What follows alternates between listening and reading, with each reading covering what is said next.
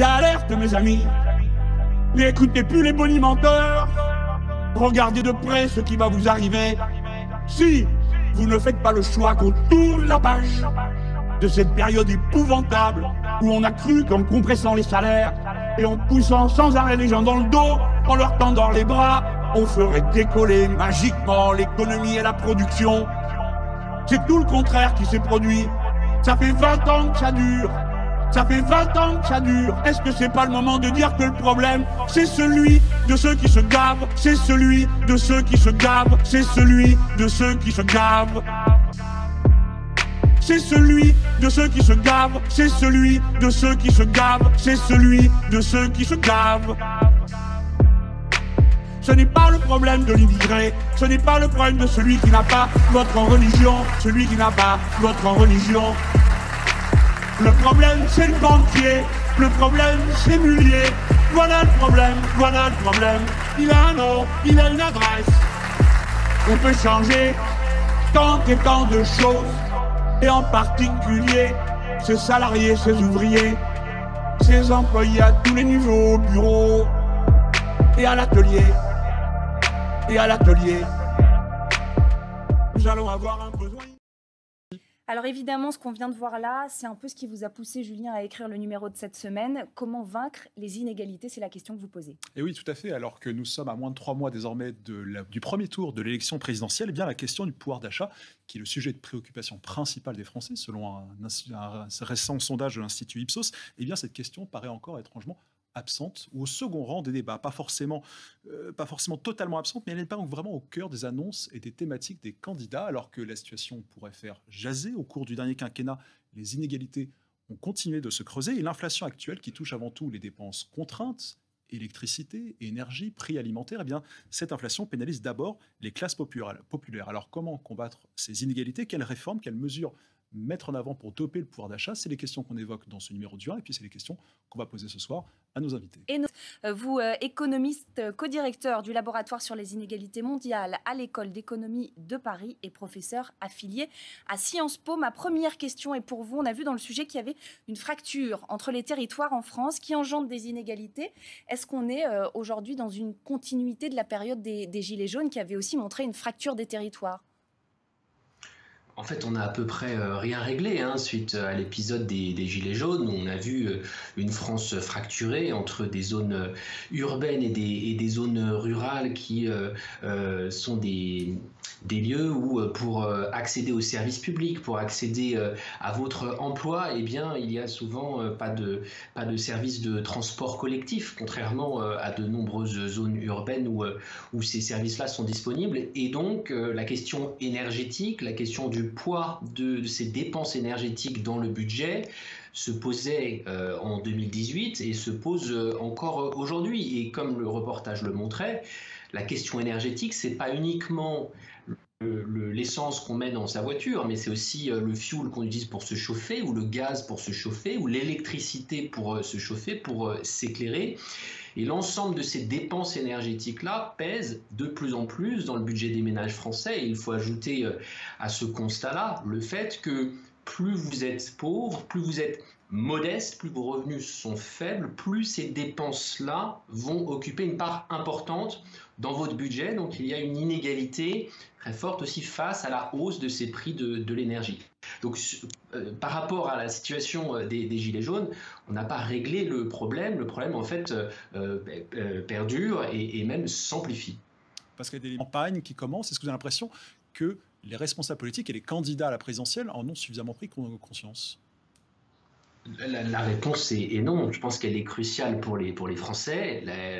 La question des inégalités, des fractures sociales, la question de la fragmentation de notre société, et cette fragmentation étant largement liée à une fragmentation économique, est présente, mais elle n'est pas encore assez présente dans le débat politique et dans le débat de cette campagne présidentielle. Et peut-être que ce décalage entre les attentes des Français en termes de débat public et les propositions et les débats qui sont faits par les les responsables politiques peut expliquer, ce décalage peut expliquer en partie le désamour des Français pour les élections et pour la classe politique. Il y a de plus en plus de personnes qui se disent désabusées vis-à-vis de ces propositions politiques qui sont faites. Et je pense qu'une partie de cette déconnexion peut être liée à la question des inégalités. Ces inégalités, peut-être pour revenir un petit peu sur l'état des lieux, elles ont augmenté en France depuis 5 ans, sous le quinquennat en cours, mais cela s'inscrit dans une tendance de plus long terme. C'est depuis le milieu des années 80 qu'on observe, dans divers pays du monde, dont la France, une remontée historique des inégalités. En termes d'inégalité de patrimoine, la France a observé une hausse assez marquée, assez significative, et cette hausse c'est notamment, a été exacerbée au cours des quelques dernières années, notamment sous l'effet de politiques fiscales comme la suppression de l'impôt sur la fortune. Donc, ce que je veux dire ici, c'est que ces inégalités, elles ne viennent pas de nulle part, elles sont en fait la conséquence de choix ou de non-choix politiques. Ce n'est pas la main invisible du marché qui crée les inégalités, c'est vraiment le fait de prendre des décisions politiques qui vont les accentuer ou les résorber. Et c'est pour ça, je pense, qu'il est urgent d'en parler, d'avoir ces débats dans le cadre de la campagne présidentielle, et que ces débats peuvent contribuer à ramener des Français vers le vote, vers le débat politique, vers plus de confiance dans leurs dirigeants, puisque aujourd'hui, il y a ce décalage évident entre les propositions, les débats et la situation sociale. Du 1 Hebdo, en 2019, 14,6% des Français vivaient sous le seuil de pauvreté avec moins de 1 102 € par mois. C'est ce qu'il y a des choix politiques qui sont faits au bénéfice du profit, de la rentabilité. Et je veux dire un autre chiffre, 10 milliards pour les startups françaises. 10 milliards pour les 15 licornes françaises. Alors j'adore les licornes et je vis dans un monde technologique. Et à côté de ça, 10 millions de pauvres. Je veux dire, comment est-ce qu'on peut... Les choix politiques, ça a été clairement de tout miser effectivement sur une espèce de French Tech Nation, avec les technologies, avec l'intelligence artificielle, les robots, l'automatisation, tout ça, c'est un choix de société qui est clairement assumé par les politiques. Et puis en face, on a une augmentation de la pauvreté. Donc le projet n'est pas du tout un projet politique et social, c'est un projet qui est un projet exclusivement d'une politique d'offre pro-entreprise. Et là encore, j'ai fait 20 ans que je suis en entreprise, donc je le vois concrètement. Il ne s'agit pas de critiquer les entreprises, mais ces entreprises-là, ces fintech, ces projets pour les technologies de demain doivent être compatibles aussi avec une amélioration du sort de tous finalement. Et que ce n'est pas possible d'avoir 10 milliards d'un côté pour les startups et 10 millions de pauvres d'un côté au niveau France. C'est quelque chose qui n'est pas un projet social viable, ni socialement d'ailleurs, parce que de toute façon, il y a la crise des Gilets jaunes, à mon avis, ça va revenir bientôt, ni politiquement, parce que je veux dire, il y a un moment donné, les Français savent très bien ce qui se passe. Mais pour lutter contre la pauvreté, pour doper le pouvoir d'achat, notamment des catégories populaires, l'un des leviers, c'est évidemment les revenus, les salaires. Alors, du côté des candidats à la présidentielle, on voit plusieurs propositions qui sont faites, notamment pour augmenter le SMIC, 10%, 15%, 20%. Est-ce que c'est possible ? Et est-ce que ça peut résoudre les problèmes de pouvoir d'achat, notamment des catégories populaires ? Réponse en 2 points. Peut-être le premier point pour appuyer ce qui vient d'être dit sur le fait que des sociétés extrêmement inégalitaires ne sont pas des sociétés qui sont viables d'un point de vue de la cohésion sociale, mais aussi d'un point de vue démocratique. En fait, les sociétés inégalitaires sont des sociétés dysfonctionnelles. Et si on en veut un bon exemple, eh bien, regardons ce qu'il se passe aujourd'hui aux États-Unis avec un système politique qui est au bord de l'implosion. Et cette situation n'est pas complètement déconnectée de la hausse extrême des inégalités aux États-Unis, alors que c'est un pays riche, c'est un pays où la croissance moyenne est très forte, mais très mal répartie. Donc voilà le risque. En France, on n'en est pas encore là, mais on a quand même des signaux qu'il faut prendre en compte. un des signaux, c'est évidemment la crise des gilets jaunes. Alors, qu'est-ce qu'on peut faire sur les revenus? Qu'est-ce qu'on peut faire sur les patrimoines? Moi, je pense qu'il faut vraiment avoir en tête ces deux dimensions de l'inégalité économique. Les revenus d'un côté, ce que vous gagnez, soit par votre travail, soit par les placements que vous pouvez faire, mais aussi ce que vous possédez, le stock de patrimoine. C'est deux choses différentes et il faut traiter ces deux piliers-là de l'inégalité. Alors, sur la question des revenus, oui, la hausse des minima sociaux, la hausse du SMIC sont des dimensions importantes des solutions à apporter, et notamment le fait que le revenu minimum dans un pays comme la France a continué d'augmenter historiquement depuis 40 ans, contribue à expliquer le fait que les inégalités de revenus en France ont moins augmenté que dans un pays comme les États-Unis, où vous n'avez pas eu cette hausse du salaire, du revenu minimum aux États-Unis. Donc aujourd'hui, c'est important en France à la fois de regarder nos acquis, de regarder ce qui fait la force du modèle français, notamment les services publics, notamment le fait qu'on a ce revenu minimum, mais il faut l'adapter à cette nouvelle situation qui est plus inégalitaire aujourd'hui qu'elle ne l'était il y a une décennie ou 2 décennies en France. Sur les revenus, c'est important, il faut aussi travailler sur réduire les dépenses contraintes des ménages, et donc ça, c'est vraiment l'accès aussi aux services publics, aux services de santé, aux services d'éducation, aux services de transport, qui vont permettre de dégager plus de reste à vivre pour les Français, notamment les classes moyennes et aussi les classes populaires. Mais le deuxième point... Un tiers des ménages français qui ne recevra ni héritage ni dotation tout au long de sa vie. Là encore, vous voyez un dessin du 1 hebdo, aucune donation ni aucun héritage. Pascal Delima, ça, on n'en parle pas beaucoup. Le patrimoine, c'est pas forcément quelque chose qu'on a en tête forcément spontanément quand on parle des inégalités. On n'en parle pas beaucoup et les politiques n'en parlent pas beaucoup non plus. Lucas Chancel le disait. Est-ce qu'on manque de fiscalité à cet égard, ou est-ce que la fiscalité est pro les plus riches? Bon, il y a eu des progrès quand même qui ont été faits avec les droits de succession pour lisser un tout petit peu les inégalités. Ça, c'est évident. Il y a eu quand même un effort de ce côté-là. Bon. Et en même temps, on supprime l'ISF. Et en même temps, on supprime. Ouais, exactement. Donc là, c'est un équilibre quand même qu'il faut revoir. Moi, je crois que ces inégalités de patrimoine sont un problème, surtout au départ de la vie. C'est-à-dire que finalement...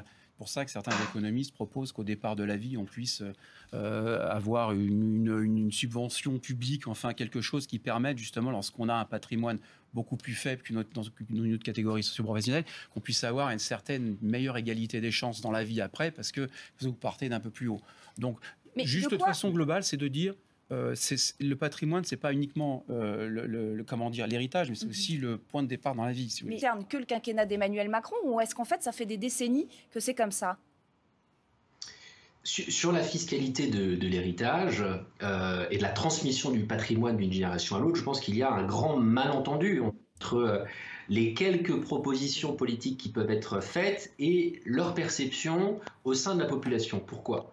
Parce que, à raison, un grand nombre de Français travaillent et ont envie d'épargner pour transmettre à la génération qui suit. Et c'est quelque chose qui existe depuis longtemps, qui existera encore pendant longtemps, et qui est tout à fait noble, cette transmission d'une génération à l'autre.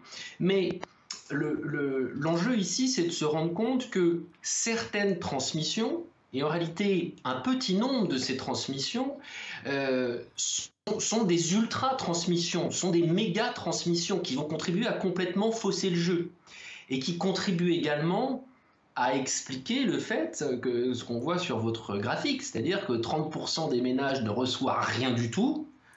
Et si vous regardez les 1% les plus riches, eux vont recevoir plusieurs millions d'euros, notamment pour les 0,1% du haut, qui vont vraiment recevoir plusieurs dizaines de millions. Et donc, si vous commencez votre vie avec rien, par rapport à quelqu'un qui commence sa vie avec plusieurs millions, sans avoir davantage mérité, juste parce que cette personne est née dans la bonne famille, là on est dans une rupture totale, de la promesse de méritocratie, de la promesse républicaine. Et on est en rupture totale avec les idéaux de ceux qui ont fait la Révolution française, qui était de dire justement ces inégalités de naissance ne sont pas justifiables. Donc il ne s'agit pas de dire que l'héritage devrait disparaître, mais il s'agit de dire qu'il doit être mieux encadré. Et il s'agit aussi de révéler aux Français que les quelques propositions, notamment il y a une note du Conseil d'analyse économique récemment sur ce sujet, montrent que 99% des Français pourraient s'en sortir mieux dans une réforme sur l'héritage, et ce serait seulement les 1% du haut qui verraient les transmissions réduites. Les enfants continueraient à recevoir beaucoup, mais ils recevraient juste un petit peu moins qu'avant.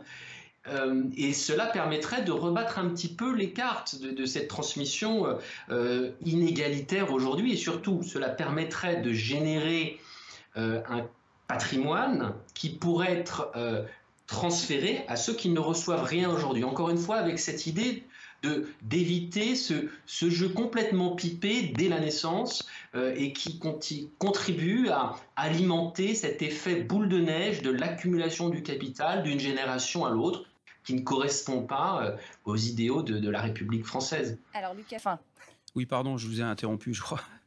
Allez-y Lucas.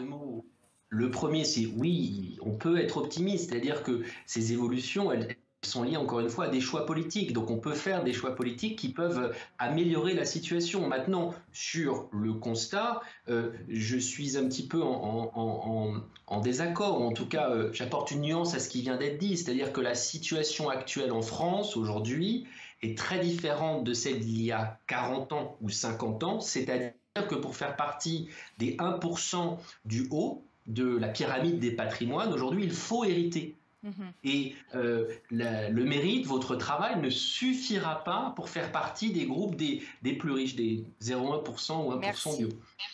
Merci beaucoup Lucas. Le mot de la fin qui veut aussi regarder vers l'avenir, le mot de la fin, ou plutôt l'expression de la semaine, c'est l'ISF climatique. C'est un concept mis en avant par l'ONG Greenpeace et repris notamment par Yannick Jadot et Yann Hidalgo. Le principe de cet ISF climatique, alors que la transition écologique, on le sait, va coûter cher, très cher, eh bien il faut mettre à contribution ceux qui polluent le plus, en l'occurrence les 10% de contribuables les plus aisés, qui émettent à eux seuls 5 fois plus de CO2 que les 50% les plus modestes. L'objectif est alors très simple, aider justement les ménages les plus modestes à faire face aux dépenses nécessaires à la transition, dépenses qui sont la rénovation thermique ou le renouvellement du parc automobile notamment. Est-ce que ce sera suffisant pour résorber les inégalités? Sans doute pas, mais cela peut être une alternative au principe de taxe carbone dont on se souvient, l'injustice avait été relevée par les Gilets jaunes.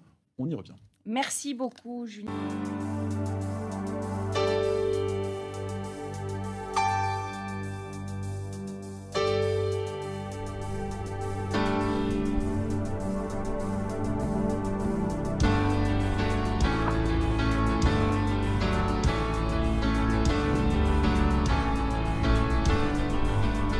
Je suis descendu un 17 en bas de chez moi. Les gilets jaunes étaient tous là. Contre la hausse et le prix de notre carburant, la France n'est pas contente.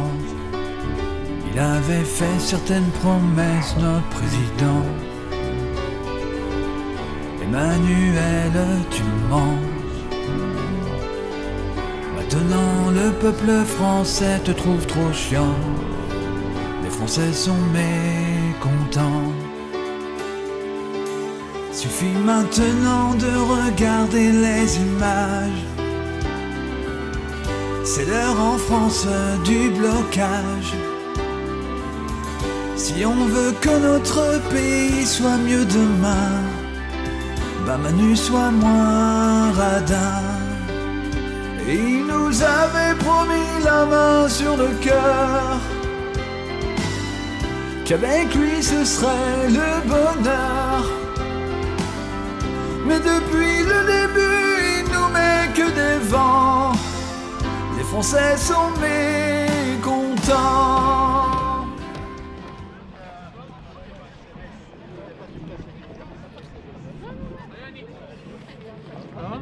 Oui? Oui. Non, je demandais le mais... Alors.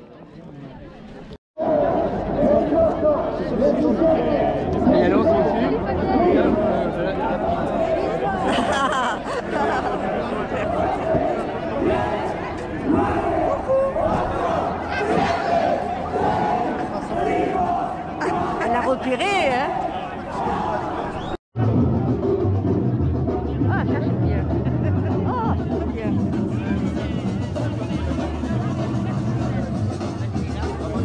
Je savais qu'il y avait un autre. Voilà, merci. Recto verso, hein.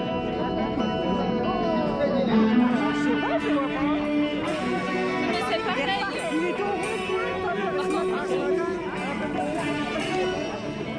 Ah ouais. Eh oui, tout à fait, tu as bien raison. L'autre côté.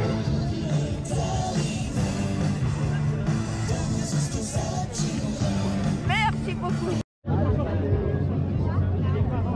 Ah, il est pas mal.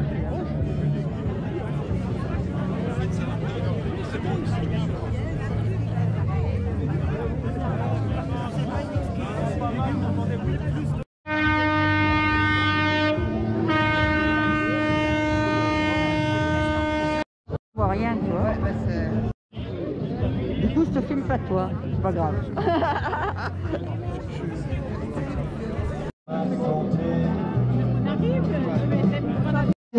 Du pass vaccinal, là, aujourd'hui. Donc, ce qui justifie encore plus la raison de notre présence ici. Ça, c'est la première chose. Donc, depuis juillet, on se bat pour protester contre des mesures qui sont de plus en plus liberticides. C'est des mesures d'empêchement de la vie sociale. Et il faudrait pas croire, et je pense qu'ici, on sait bien qu'on est là pour ça, mais qu'on est là au-delà de ça. Il y a un certain nombre de gens ici qui ont fait toutes les manifs des Gilets jaunes, et on sait bien que le phénomène, il est bien plus général que cette privation de liberté par le gouvernement et par tous les gouvernements européens en général, sauf l'Espagne qui est en train de l'élever là actuellement. Mais on est là aussi parce que cette société, elle est invivable. Elle devient de plus en plus invivable. Elle pue la mort, elle pue la dictature, elle pue la misère. Donc, je tenais à dire que on a bien raison d'être là, qu'on doit continuer à se battre et qu'on doit relier ce combat. Parce qu'on est tous des travailleurs. Nous aussi, on ne se contente pas seulement de se faire vacciner ou de ne pas se faire vacciner. Mais on travaille, on se fait exploiter toute notre vie dans une société qui est de plus en plus invivable et qui est pourrie par le capitalisme, pourrie du point de vue social, du point de vue écologique. Donc ce que je voudrais dire, c'est que je ne sais pas, moi, jusqu'où continueront ces luttes et j'espère qu'on va gagner. Mais de toute façon, on n'est pas prêt de lâcher la rue parce que la société, c'est nous qui la changerons et elle est nécessaire qu'on la change. Voilà. La parole est à Fred. J'étais pas prêt. Ah, bah tant pis. Tu n'as pas besoin d'être prêt, toi. Oui. Bonjour tout le monde. J'espère que tout le monde va bien, malgré le contexte compliqué en ce moment. Est-ce que tout le monde entend là? Oui? Ouais, c'est bon. Ok. Donc voilà, la dernière fois on était plus de 1500 dans les rues de Besançon. Ça on peut en être fier hein, parce qu'on est de plus en plus et à un moment c'est dans la rue que ça se passe. Parce que là on voit que le pass vaccinal ils sont en train donc de l'adopter. Donc la plupart des politiques acceptent ça. Heureusement il y en a qui sont contre. Il y a aussi des syndicalistes qui sont contre. Voilà, on arrive à être dans une société de contrôle permanent. C'est les citoyens qui vont contrôler d'autres citoyens. On est toujours contrôlés. Tout ça, c'est pour nous tenir. Ils sont passés du pass sanitaire au pass vaccinal. Ils regardent jusqu'où on accepte notre degré d'acceptation. Et à un moment, il faut arrêter de tout accepter. Parce que ce qu'ils veulent à un moment, c'est nous contrôler pour qu'on puisse plus revendiquer. Parce qu'ils vont nous écraser. Ils vont continuer à nous exploiter. Et c'est pour ça qu'il faut toujours continuer à se lever. Là, ici, tout le monde est convaincu, mais c'est aux autres qu'il faut essayer de parler. C'est pour ça que dans la manifestation, quand il y avait les enseignants, on a essayé de faire passer le message que c'est sûr, il y a toutes les revendications par rapport à la protection des salariés, ça on peut comprendre, mais il n'y a pas que ça, il y a aussi les soignants suspendus, il y a aussi le pass vaccinal, le pass sanitaire qui met de côté des gens, et ça on ne peut pas accepter, comme le faire société, on ne peut pas accepter. Donc c'est très bien qu'on soit tous là, il faut être de plus en plus nombreux. Et voilà, qu'on soit vacciné, qu'on soit pas vacciné, c'est le choix de chacun. Chacun a le choix. Voilà, mais ce qu'on peut pas accepter, c'est qu'il y ait des gens qui soient mis au banc de la société, c'est qu'il y ait des soignants suspendus, des salariés suspendus qui n'ont plus de salaire. On peut pas accepter. Donc c'est bien, vous ne l'acceptez pas, mais il faut être de plus en plus nombreux. Voilà, merci.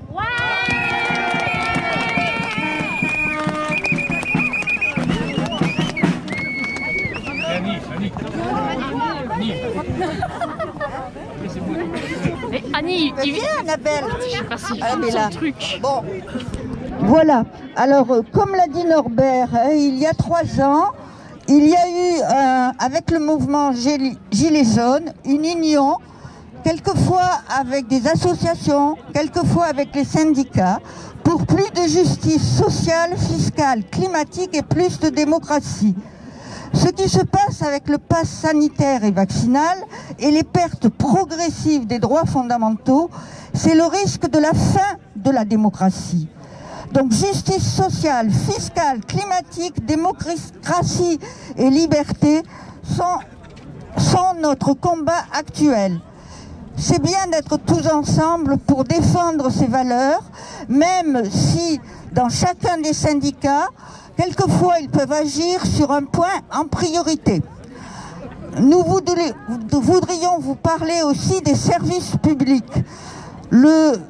Les usagers de la santé ont décidé de créer un comité de défense de la santé du Doubs centré sur la santé, le social, le médico-social. Notre CODES 25 est déjà dans un statut de démocratie directe, puisque c'est une assemblée collégiale. Il n'y a pas de président ou de représentant, mais des décisions collectives.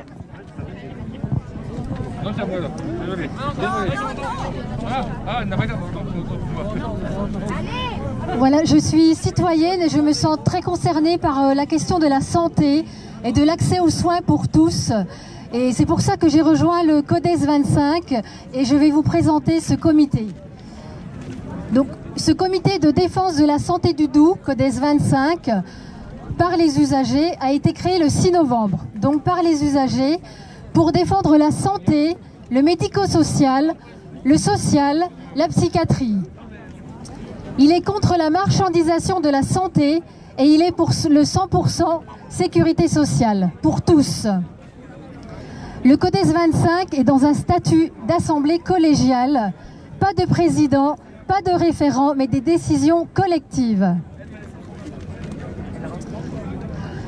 C'est ensemble et unis que nous pourrons obtenir des moyens de santé et de protection sociale de qualité pour tous. Nous, représentantes et représentants des usagers de la santé, réunis au sein de l'association CODES 25, que nous vous invitons à rejoindre, tenons à nous exprimer aujourd'hui. Nous, usagers et usagères des établissements, des services de santé et de soins à domicile pour personnes handicapées ou âgées et de l'action sociale, dénonçons la dégradation des conditions de travail des personnels ainsi que les difficultés d'accueil et de prise en charge dans la dignité pour l'ensemble de la population. Nous, usagers et usagères de ces secteurs d'activité, sommes excédés par les délais d'attente, l'éloignement et le manque de structures ou d'établissements pour les accueillir et constatons une prise en charge se détériorant et induisant des restes à charge qui pèsent sur notre budget. De plus, à partir du 1er janvier, un forfait urgence de pratiquement 20 € sera appliqué aux patients non hospitalisés, forfait remboursable par les complémentaires. L'objectif annoncé est de désengorger les urgences. Si elles sont surchargées, c'est qu'elles sont les seules à prendre en charge les malades 24 heures sur 24 et 7 jours sur 7. Et cerise sur le gâteau, la mise en place du pass vaccinal à partir du 15 janvier 2022. Même si on ne connaît pas encore les modalités d'accès aux établissements de santé, on ne peut que craindre un accroissement des inégalités d'accès aux soins. Les non-vaccinés sont érigés en bouc émissaire. C'est une cynique manipulation destinée à dévoyer la colère des soignants et soignantes et de la population. Et n'oublions pas les suspendus qui sont privés de rémunération et de droits sociaux, ne voulant pas présenter de passe pour aller travailler et qui manquent cruellement à l'hôpital. Notre système de santé et de protection, c'est l'affaire de nous toutes et tous. Parce que nous sommes des usagers et usagères de la santé, nous soutenons les revendications professionnelles de la santé et nous exigeons l'arrêt des fermetures de services et des établissements.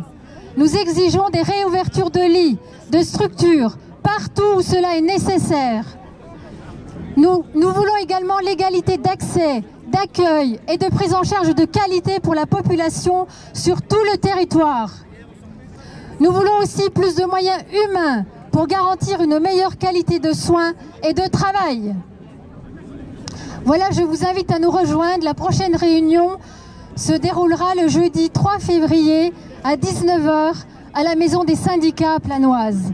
Merci pour votre attention.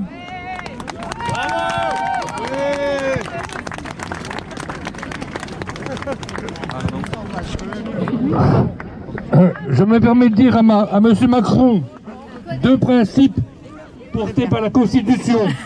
La République est faite par et pour le peuple. Elle n'est pas le jouet du président. Les citoyens sont les employeurs du président. Ils sont en droit de lui demander des comptes.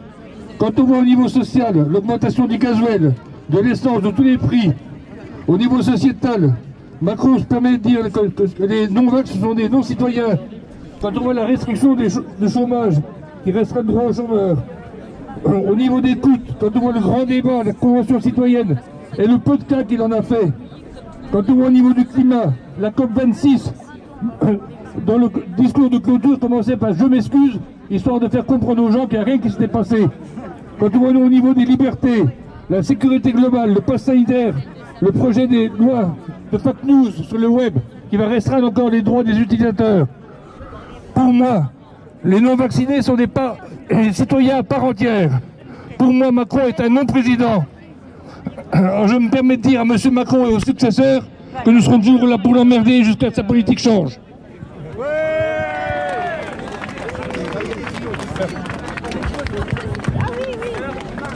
Bonjour. Les atteintes aux libertés et la tentative d'instauration d'une société de contrôle ne datent pas d'aujourd'hui. Je vous parle au nom du CDDLE, collectif de défense des droits et libertés des étrangers. Il est important de souligner à cette occasion les contrôles dont les étrangers sont l'objet de façon incessante, demandeurs d'asile ou non, exilés, réfugiés, statutaires ou non. Ils sont l'objet depuis longtemps de ces entraves, de ces atteintes aux libertés et servent bien souvent de cobayes dans ce domaine par rapport à des mesures qui ensuite sont appliquées à la population tout entière. On ne fait pas assez attention au fait que ces pratiques envers les étrangers, les migrants, constituent en fait des tests pratiqués d'abord sur ces invisibles vulnérables, mais qui, à plus ou moins brève échéance, s'appliquent à toute la population. L'opinion publique pense que ce qu'on leur impose ne s'adressera pas à elle, mais sous prétexte qu'on entend souvent que personne n'a rien à craindre quand personne n'a rien à se reprocher. Or c'est faux. Les gens posent au pass vaccinal. Nous estimons que chacun a le droit ou pas de se vacciner. L'hypocrisie du gouvernement se démontre clairement lorsqu'après avoir suspendu des soignants non vaccinés, les salariés positifs au Covid, asymptomatiques, ils sont obligés d'aller travailler à l'hôpital Nord de Franche-Comté. Le moyen de mettre fin à l'épidémie de Covid, serait de permettre la vaccination universelle, c'est-à-dire d'arracher la levée des brevets aux multinationales pharmaceutiques. L'humanité entière doit pouvoir être vaccinée. Tant qu'en Afrique ou ailleurs, des millions de personnes seront privées de vaccins, de nouveaux variants apparaîtront avec tous les risques que cela comporte. À la crise sanitaire s'ajoute la crise sociale. Partout, nos conditions de travail se dégradent, les prix augmentent, alors que les salaires et les pensions de retraite stagnent. Et la réforme de chômage remet en cause les indemnités des privés d'emploi. Le télétravail se généralise pour certains d'entre nous, le but étant de se protéger soi-disant. La CGT demande que les travailleurs qui sont à la production le soient également protégés, avec la possibilité, pour ceux qui le souhaitent, d'être vaccinés sur le lieu de travail pendant leurs heures de travail. Face aux attaques du patronat et le mépris du gouvernement qui est à son service, la CGT demande le retrait du pass sanitaire, la levée des brevets sur les vaccins, l'abrogation de la réforme du chômage, l'augmentation bien évidemment de nos salaires et des pensions de retraite. La CGT rappelle que le rapport de force entre les travailleurs et les travailleuses face au patronat se construit d'abord dans les entreprises et par la grève. C'est nous en effet, soignants, livreurs, caissières, ouvriers et autres travailleurs qui produisons toutes les richesses de ce pays. Nous sommes la première richesse des entreprises. Sans nous, ils ne sont rien. Merci.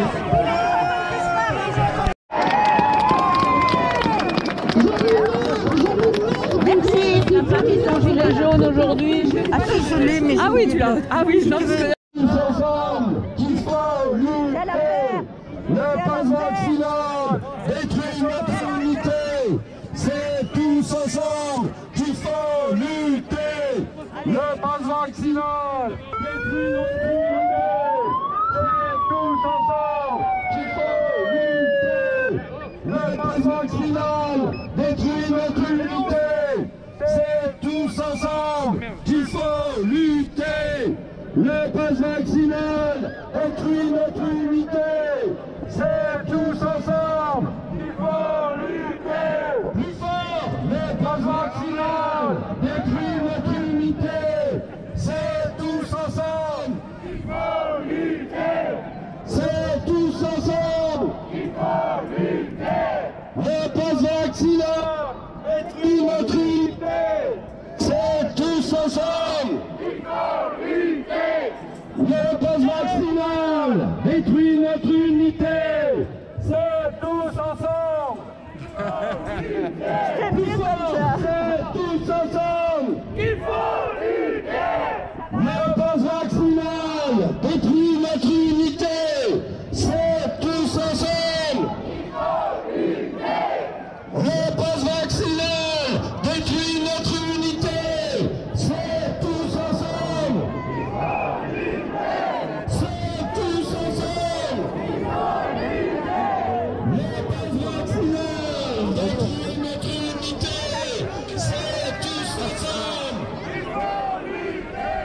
Le pass vaccinal détruit notre unité. C'est tous ensemble qu'il faut lutter. On veut quoi? La suppression. Plus fort, on veut quoi? La suppression. Macron, si tu savais.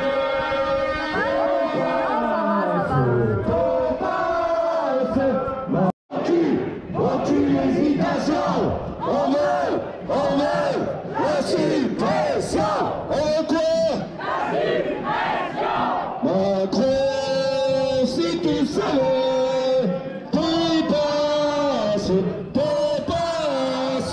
Macron, si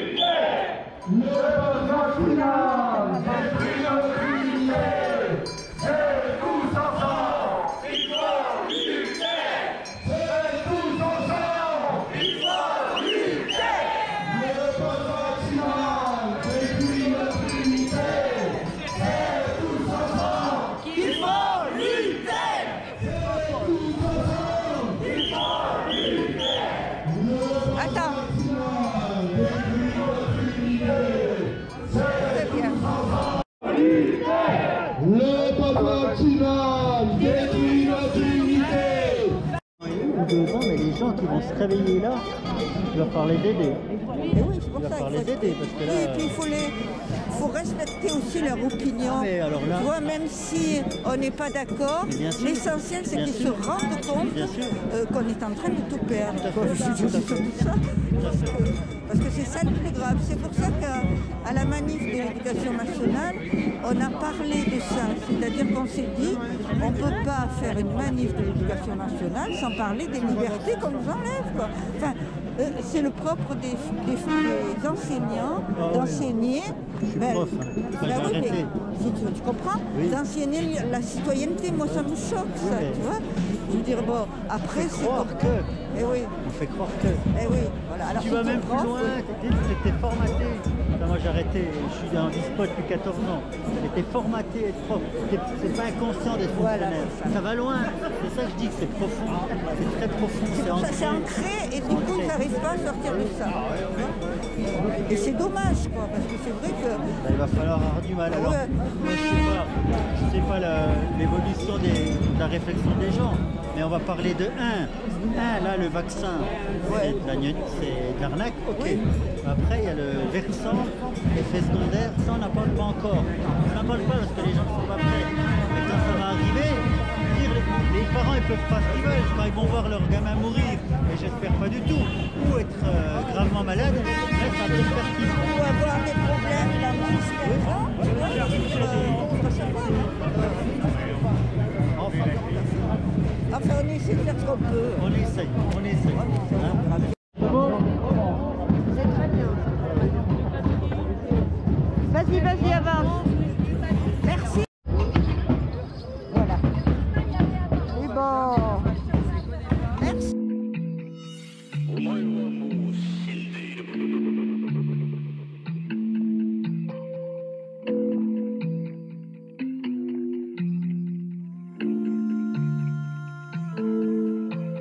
Ils ont pipé les décassé les boussoles.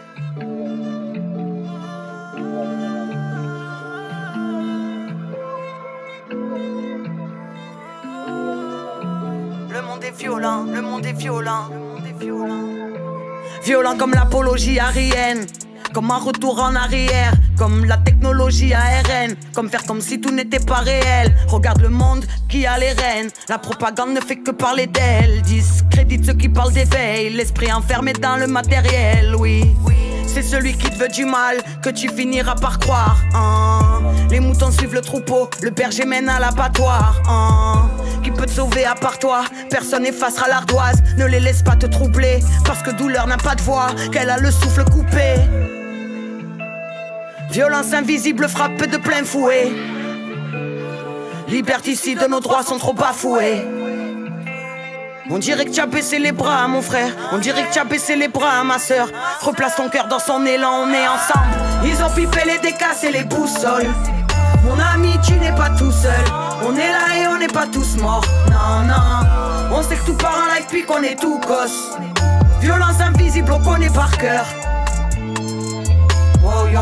Leurs cadeaux sont plastiqués. Un mouvement d'âme suffit pour baptiser. Incompris et mal vu comme l'antivax. Parmi les vaccinés, les plus apeurés deviennent des tyrans. Répètent par cœur même pas leur propre tirade. Voudraient qu'on les rejoigne dans leur tout petit rang. Plutôt la mort que cette vie-là. Immensité, immensité me régénère. Y'a pas de hasard, tout se lit. Ici bas, ici bas, ici bas, tout dégénère. Et le berger mène à la boucherie. Tout ce qui est rejoindra l'éphémère. Oui, le monde est vénère, le monde est vénal. C'est sous les éclairs que j'ai séché mes larmes. Pour retrouver mes pages, m'éclaire à la bougie. Violence invisible frappe de plein fouet. Douleur inavouée restera tatouée. On dirait que tu as baissé les bras, mon frère. On dirait que tu as baissé les bras, ma soeur. Remets ton cœur dans son élan, on est ensemble. Ils ont pipé les décasses et les boussoles. Mon ami, tu n'es pas tout seul. On est là et on n'est pas tous morts. Non, non. On sait que tout part en live puis qu'on est tout gosse. Violence invisible, on connaît par cœur. Wow, yo, yo.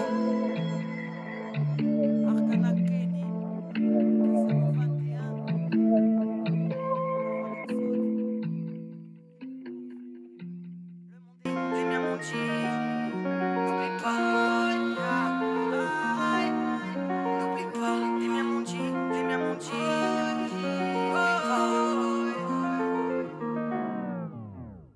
Les miens m'ont dit, ma sœur, vas-y, prends le micro et parle-nous. Dis au monde qu'on aime la vie, mais que ça pue la mort par chez nous. Qu'on a mal grandi malgré nous.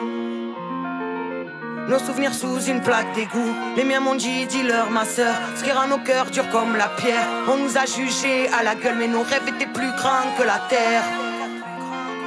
Et on a succombé à la haine. La grâce est tombée par la fenêtre. Les miens m'ont dit, ma sœur. Les miens m'ont dit, ma sœur, vas-y. Les miens m'ont dit, ma sœur. Les miens m'ont dit, ma sœur, vas-y. Faut que tu leur montres maintenant.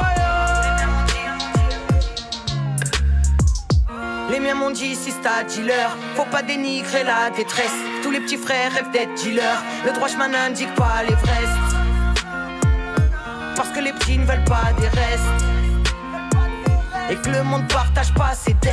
Les miens m'ont dit, dis-leur ma sœur, tes larmes naissent des roses noires. Dans la zone l'ennui et le vainqueur, on tourne en rond comme en promenade. Et on ressasse les mêmes traumas. Un jour on serre, on a trop mal. Les miens m'ont dit, ma sœur. Les miens m'ont dit, ma sœur, vas-y. Les miens m'ont dit, ma sœur. Les miens m'ont dit, ma sœur, vas-y. Faut que tu leur montres maintenant. Les miens m'ont dit, ma sœur, pas toi. On a besoin de gens qui parlent vraiment. Mais dans le gouffre ou dans la gloire, y a rien qui change à part les gens. Les miens m'ont dit, fais ta légende.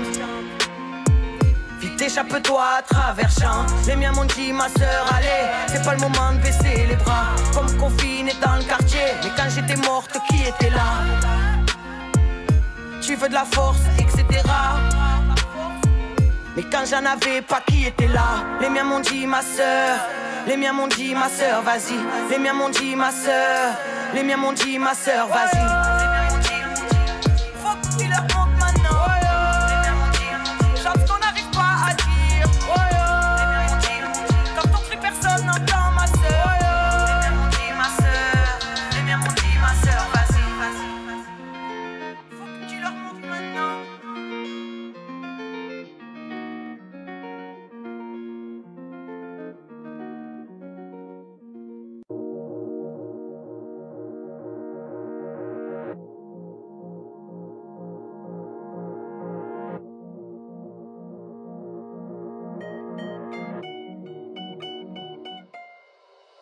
Comme un aimant, depuis mes 15 piges comme un aimant. J'ai fait le tour du monde comme un oiseau, le quartier dans la peau dans chaque élan. Enfant de dehors, a mal grandi, j'ai essayé de l'or dans le cœur, méfiante comme l'animal blessé qu'on n'a jamais tressé. Vous pouvez me laisser comme un aimant, je pense à avant, je pleure mes défunts, je parle aux fantômes, je combats mes démons à fond, sans casque comme si j'avais 15 piges, j'attends la mort. Obscurantisme, est-ce que le monde est foutu?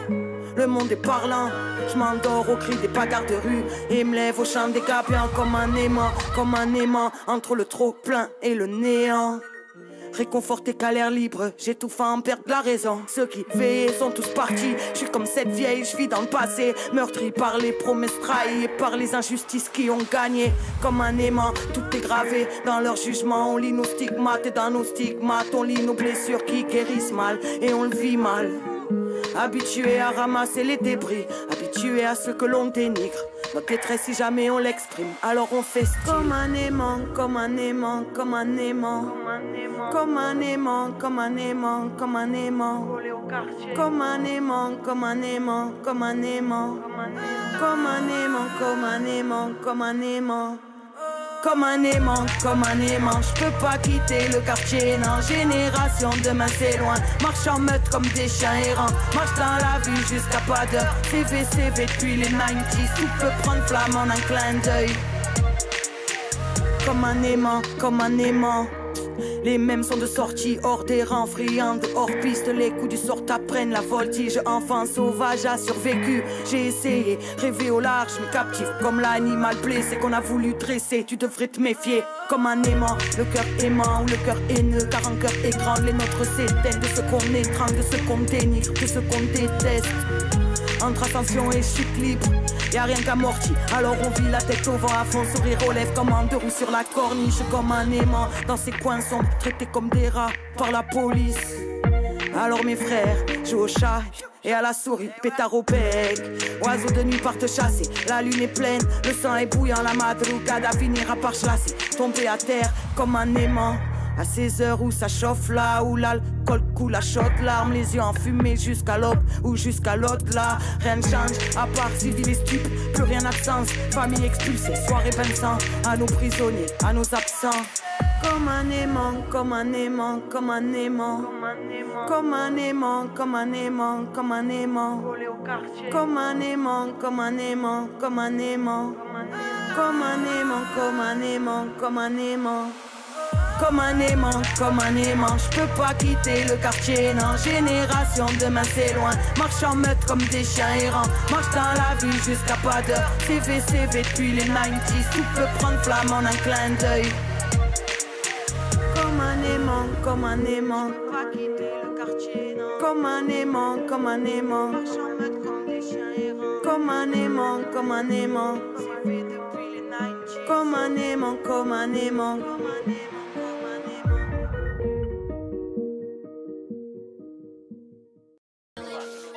La crise sanitaire est une crise qui se réglera par l'intelligence collective, par l'implication et la participation du plus grand nombre aux solutions qui permettent d'en sortir. Vous avez semé un chaos indescriptible du fait de votre imprévoyance, en allant jusqu'au point d'envoyer à l'hôpital des charges de police contre ceux qui ne sont pas vaccinés. En Guadeloupe, en mettant 48 heures pour envoyer le GIGN et des renforts de gendarmerie. Et 5 semaines pour envoyer des bouteilles d'oxygène. Le chaos, la pagaille, partout. Des mesures de coercition enrobées de bavardage sur ceux qui ont le droit de manger du pop-corn ou pas au cinéma, ou qui doivent boire leur café debout ou assis. La liberté est la meilleure des protections. La liberté est la meilleure des protections. Le chaos, la pagaille, partout, ce n'est pas une manière de combattre. La liberté est la meilleure des protections. La liberté est la meilleure des protections. Le chaos, la pagaille, partout, ce n'est pas une manière de combattre. Vous ne vous rendez même plus compte, semble-t-il. Vous ne vous rendez même plus compte.